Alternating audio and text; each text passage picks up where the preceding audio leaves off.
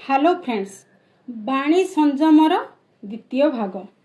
महर्षि व्यासदेव श्री गणेश को कहते मु तो लक्ष लक्ष शब्द कही सारे किंतु आपण पार्टी एत पर्यंत गोटे भी शब्द शुणी पारे ना। यही प्रसंग रे श्री गणेश महर्षि व्यासदेव को कहते केउ दीपरे तेल कम अच्छी तो केउ दीपरे तेल अधिक अच्छी किंतु कौन सी दीप तेलर असरंती भंडार नुहे।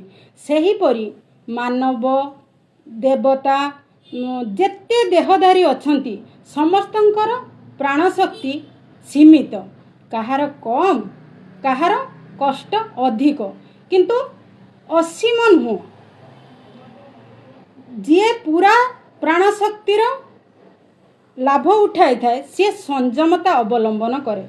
संयमता होची समस्त शक्तिर आधार। संयम र प्रथम पाहाच होची बाणी संयम। बाणी संयम द्वारा समस्त अनर्थर विलय घटी थाए। तेणु मु मौन अवलंबन करूअछि। बंधु माने ए कथाटी जदि आपन को भल लागे आपण अन्य मानन को शेयर करिवे, भल पाइबा देबे एवं जय श्री गणेश लिखिबे। Thank you.